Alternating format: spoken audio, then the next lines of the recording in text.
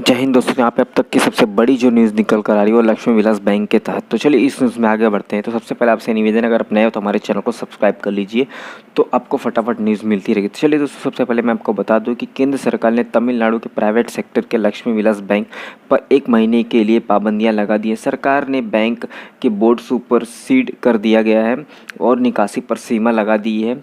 ग्राहक अब 16 दिसंबर तक सिर्फ 25,000 रुपये अपने अकाउंट से निकाल सकते हैं। सरकार ने रिजर्व बैंक की सलाह पर यह कदम उठाया है।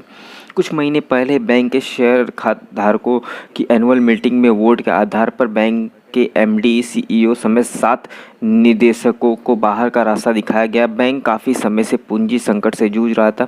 उसके लिए अच्छे निवेशकों की तलाश की जा रही थी। आंकड़ों के मुताबिक जून तिमाही में बैंक के पास कुल जमा पूंजी 21,161 करोड़ रुपए थी। 94 साल पुराना है ये बैंक। तो जी हाँ दोस्तों, आपको बता दें कि टोटल 1926 में इसका बैंक का गठन हुआ था। देश भर में 16 राज्यों में 566 शाखाएं और 918 एटीएम चल रहे हैं। बैंक ने अपने ग्राहकों को भरोसा दिया है कि मौजूद संकट उनकी जमाओं पर कोई असर नहीं पड़ेगा। बैंक ने कहा है कि 262% के तरलता सुरक्षा अनुपात के साथ जमाकर्ता, बॉन्ड धारक और खाता धारक और लेन देन संपत्ति की पूरी तरह सुरक्षित है और उनके पैसे का कुछ नहीं हुआ और कोई भी नुकसान नहीं पहुंचेगा। तो वहीं आपको बता दें कि बैंक ने पहले इंडिया बुल्स के साथ विलय करने की कोशिश की थी, जिसे आरबीआई की अनुमति नहीं मिली थी।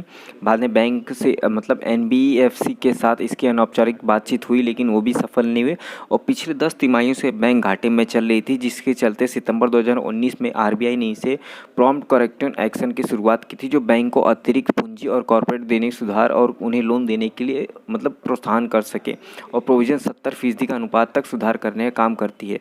कर्ज वसूली के नाकाम रहने के बाद ये एनपीए की वजह से आरबीआई ने 2019 में इस बैंक को पीसीए ढांचे में डाल दिया था।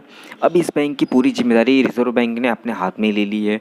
जैसे कि कैनरा बैंक वगैरह का इनका हुआ था, तो यस बैंक का, कैनरा बैंक का, वैसे इसकी जिम्मेदारी, पूरा जिम्मा आरबीआई ने अपने हाथ में ले लिया है। वहीं जो न्यूज़ निकल कर आ रही है वो ये है कि डीबीएस बैंक के साथ ये मर्ज हो सकती है या तो उसके साथ ये काम कर सकती है, जैसा कि दूसरों बैंकों का हुआ। तो क्या लगता है, कमेंट करके बताइएगा और नए हो तो सब्सक्राइब करिए, बेल आइकन दबाना ना भूलिए। तब तक के लिए धन्यवाद। जय हिंद।